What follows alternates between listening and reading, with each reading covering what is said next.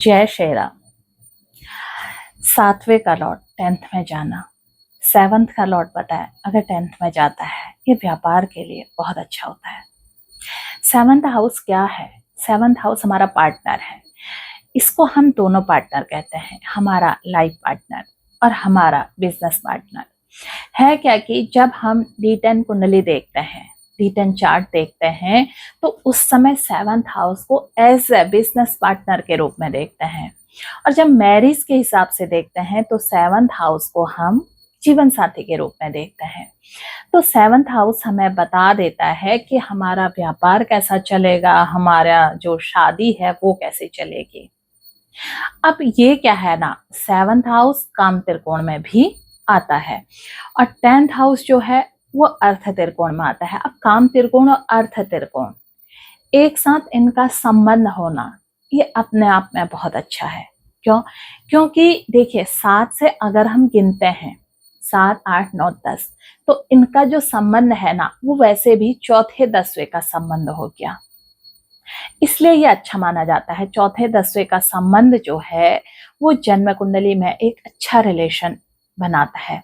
अब जब 7वें का संबंध ही हमारे कर्म भाव से हो जाएगा तो क्या होता है, कई बार आपको पत्नी ऐसी मिल जाती है जो आपके कर्म में सहायक होती है और साथ में कई बार आपको पार्टनर बहुत अच्छा मिल जाता है।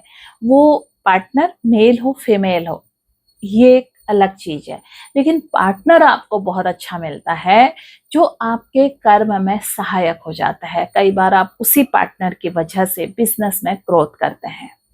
इसलिए जन्म कुंडली दिखाने इसलिए जरूरी है कि मैं पार्टनरशिप में बिजनेस कर सकती हूँ या कर सकता हूँ। ऐसा जरूरी नहीं है, बहुत सारे ऐसे लोग भी हैं जिनका वैवाहिक जीवन बहुत अच्छा नहीं है लेकिन उनके पार्टनरशिप बहुत अच्छी है। अब ऐसा क्या है, वैवाहिक जीवन का जो संबंध है वो केवल 1st और 7वें से है, आमने सामने का संबंध है, लेकिन जो पार्टनर का संबंध है वो चौथे और 10वें का भी है। तो ये क्या हो गया, चौथे 10वें का संबंध जो है वो श्रेष्ठ संबंध में आ गया। इसलिए कई बार क्या होता है, आपके पार्टनरशिप तो बहुत अच्छी होती है लेकिन वैवाहिक जीवन अच्छा नहीं होता है, और कई लोगों की दोनों चीजें बहुत अच्छी होती हैं। अब ये निर्भर करता है कि आपका जो ना ये 1st हाउस का लॉर्ड है इसका संबंध किसके साथ है। क्या इसका संबंध, अगर इसका संबंध 7वें के साथ होगा तो आपका वैवाहिक जीवन भी अच्छा चलेगा, और इसका संबंध 10th के साथ होगा, किसका, 10वें का संबंध अगर आपके लग्न के साथ भी है और 7वें के साथ भी है तो यकीन जानिए आपकी पार्टनरशिप भी बहुत अच्छी चलेगी। और अगर ये दोनों सही होने के बावजूद भी आपके जीवन में चीजें ठीक नहीं है, फिर आपको अपनी दशा में जाना चाहिए। दशा पता है क्या है? महादशा। अगर महादशा हो सकता है कि मारक की हो और आपके जो 7th या 10th या 1st में कोई मारक ग्रह बैठा हो। देखिए अगर आपके 1st हाउस में ही मारक लॉर्ड बैठ जाए तो क्या होगा, 1st में मारक भी बैठ गया या 10th में मारक भी बैठ गया। मारक यानी कि जो ग्रह वहां पर शत्रुता रखता है, शत्रु भाव रखता है। अब आपके व्यापार में या आपके जीवन में कोई शत्रु बहुत बुरी तरीके से हावी हो जाए तो कहाँ सफल होंगे। ऐसे ही आप ग्रहों को भी समझिए। जब कोई ग्रह माना कन्या लग्न की कुंडली है, इसमें मंगल जो है वो मारक है और यह आपके या तो 10th में बैठ गए, 10th में बैठ जाएंगे तो ये क्या होगा, थोड़ा तो पहले आपके अंदर धैर्य की कमी देंगे और साथ में ये क्या करेंगे, आपको जॉब में बहुत ज्यादा उठापटक दे देंगे। ये व्यक्ति आर्मी, फौज या कोई भी ऐसे चीजों पर हो सकता है इसका जिम हो या जिम ट्रेनर हो, या ये पुलिस में हो, आर्मी में हो, और अगर लड़की है तो डॉक्टर हो, ये भी आर्मी में हो सकती है, पुलिस में भी हो सकती है। अब क्या है ना, यहाँ पर इसको जब भी मंगल की दशा अंतरदशा आएगी वहां पर इसके अपने जो कर्म क्षेत्र है वहां पर कलेश होंगे, इसके पीठ पीछे कॉन्फ्रेंसी होगी, इसके पीठ पीछे लोग इसके खिलाफ साजिशें करने लग जाएंगे। अब ये लग्न में चला जाता है, लग्न में जाके क्या होगा, कि ये सप्तम भाव को देखेगा। अब इसका पार्टनर ही इसके खिलाफ साजिश कर देगा, और वो साजिश इतनी बड़ी हो सकती है कि इसका वैवाहिक जीवन तक टूट सकता है। अब देखिए ना क्या हुआ, अष्टम का मंगल लग्न में आया, और अष्टम हाउस क्या है, ससुराल भी है। तो साजिश या तो सास करेगी या इस लड़की का पति करेगा, और ये अगर मेल की कुंडली है तो फिर इसकी पत्नी करेगी। अगर मेल की कुंडली है और अष्टम का स्वामी लग्न में आ गया, इसीलिए इसको मांगलिक कहा जाता है। लेकिन अगर आप सही ज्योतिष की राह पर चलते हैं, अपने कुंडली का प्रेडिक्शन करवाते हैं, तो ज्योतिष ये मार्गदर्शन आपको दे देते हैं कि ये भाव का स्वामी इसमें है, ये टाइम पीरियड में आपको ये दिक्कत आ सकती है। कन्या लग्न में शुक्र अति योग कारक होते हैं, और लेकिन जब शुक्र में राहु का अंतर आता है, राहु भी अति योग कारक होते हैं, बहुत ज्यादा धन देते हैं, नाम पद सम्मान सब कुछ मिलता है कन्या लग्न में। लेकिन ये जब इतना सब कुछ मिलता है ना, तो कुछ दिक्कतें इनके वैवाहिक जीवन में दे देते हैं। इसीलिए लग्न को देखते हुए, ग्रहों को देखते हुए हम कैसे अपने जीवन को सही करें, ये ज्योतिष है। ज्योतिष आपको गाइड करता है। ज्योतिष ये नहीं कहता आपकी दशा उन्होंने 5 साल के बाद देखी, माना शुक्र में मंगल की दशा आ रही है और ये मारक है, ये अपनी चीजों का निर्माण करेगा, क्योंकि मंगल के बाद क्या आएगा, राहु आएगा। राहु विच्छेद कर देगा, मंगल जमीन तैयार करेगा और राहु विच्छेद करेगा। अब ऐसे में अगर कोई पहले ही आपसे कह दे कि हम आपके यहाँ आकर इतने अनुष्ठान कर देते हैं, चीजें ठीक हो जाएंगी, तो आप यकीन करते हैं जो रोग 3 साल के बाद होने वाला है, उस रोग की दवा आप आज खा लेंगे, तो क्या रोग ठीक हो जाएगा? बिल्कुल नहीं होगा। आपको वो गाइड कर सकता है, बता सकते हैं, ज्योतिष आपको ये बता सकते हैं कि आपको अलर्ट रहना है, इसमें विवादों की संभावना होगी तो आपने अनदेखा कर देना है, चुप रहना है। यही ज्योतिष का मार्गदर्शन होता है।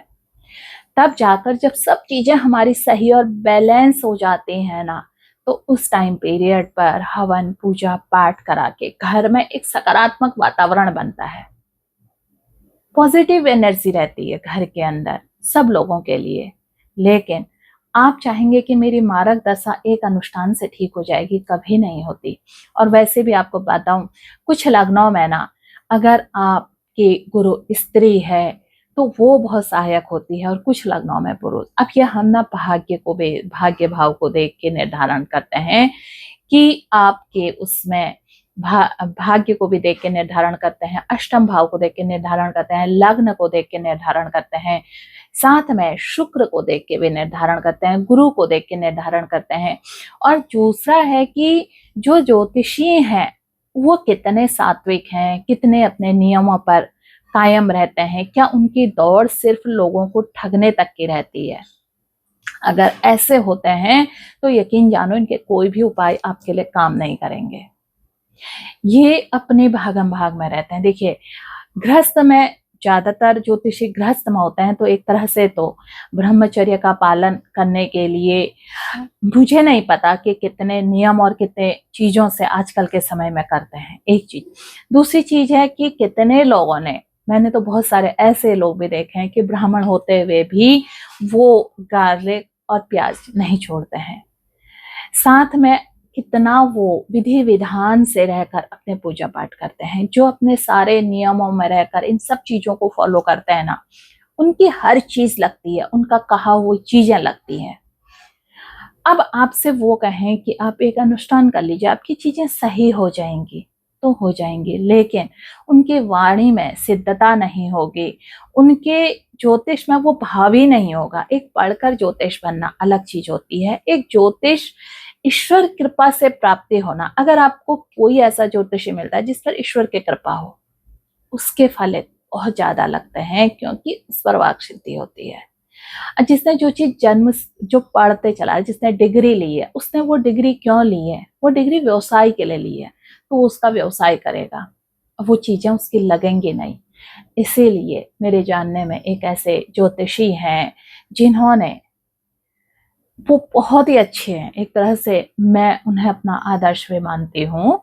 उन्होंने फलित करने के लिए और रेमेडीज देने के लिए, कुछ भी देने के लिए 2 लोग अपने साथ ऐसे रखे हुए हैं, जिनके हाथों से दिए हुए उपाय लगते हैं, क्योंकि वो चीज़ उनकी कुंडली में बनी हुई है। अच्छे ज्योतिषी ऐसा भी करते हैं। तो अगर आप कुंडली प्रेडिक्शन कराना चाहते हैं तो मेरा नंबर है 9528508897। और कोई समस्या है तो आप मुझे कमेंट यूट्यूब पर ही लिख दीजिए। जो भी कर्म से संबंधित आपको दिक्कतें आएंगी, व्यापार से संबंधित दिक्कतें आ रही हैं किसी भी तरह की, या पार्टनरशिप में, जीवन में, रिलेशनशिप में दिक्कतें हैं, तो आप मुझे ना कमेंट लिखिए। और जो मैंने आपको नंबर बताया 9528508897, यही मेरा एकमात्र नंबर है। आपने अगर कुंडली प्रिडिक्शन करवानी है तो आप मुझे फ़ोन नहीं, सिर्फ और सिर्फ मैसेज कीजिए, तो आपको सारी जानकारियां जो है ना वो इसी नंबर पर प्राप्त हो जाएंगी। इसके अलावा आप किसी और नंबर पर संपर्क करते हैं तो वो नंबर मेरा नहीं होगा। मेरा एक ही नंबर है और यही नंबर है 9528508897। ठीक है, फिर मिलती हूँ मैं आपको नए वीडियो में नई जानकारी के साथ। अच्छा, एक चीज आपसे और पूछूंगी, आपको अपने किस विषय से संबंधित प्रिडिक्शन चाहिए? यानी कि आपको अपने ग्रहों को देखना आता है तो आप मुझे लिखिए कि मेरा ये ग्रह इस हाउस में बैठा है और मुझे ये दिक्कत आ रही है। आप मात्र अगर इतना भी लिख देते हैं ना तो मैं आपको सोल्यूशन यहीं पर लिख कर दे दूंगी, लेकिन कमेंट के माध्यम से, ओनली यूट्यूब पर। व्हाट्सएप के कमेंट के मैं रिप्लाई नहीं करती हूँ, केवल मैं यूट्यूब पर आप जेन्युइन कमेंट करते हैं अपने कुंडली को लेकर, आप पूछ देते हैं मेरा भविष्य क्या होगा। भाई मैं कौन होती हूँ आपका भविष्य बताने वाली? मैं तो कुंडली देख के आपके ग्रहों को बता दूंगी कि आपका ये ग्रह यहाँ पर है और आपको ये करना चाहिए। तो ज्यादातर लोग यही पूछते हैं, मैडम मेरा भविष्य कैसा होगा, मेरा ये कब होगा मेरा, और वो कुंडली के बारे में, ग्रहों के बारे में नहीं लिखते। आप पूरी चीजें उसमें लिखिए तो मैं आपको बता पाऊंगी। लेकिन फोन आप करते हैं, मैं कोई रिप्लाई फोन नहीं रिसीव करती हूँ, क्योंकि इतना समय नहीं होता है कि मैं फोन रिसीव करूं और उसमें आपसे बातचीत करूं। मैं केवल अगर व्हाट्सएप पर आप अपने मैसेज करते हैं, वहां पर आपको जो भी शुल्क है उसकी जानकारी मिल जाती है। और अगर आप निःशुल्क प्रेडिक्शन करवाना चाहते हैं तो आप मुझे यूट्यूब पर ही कमेंट कीजिएगा। ठीक है, फिर मिलती हूँ मैं एक नई जानकारी के साथ नए वीडियो में। तब तक के लिए आपको जय श्री राम, धन्यवाद।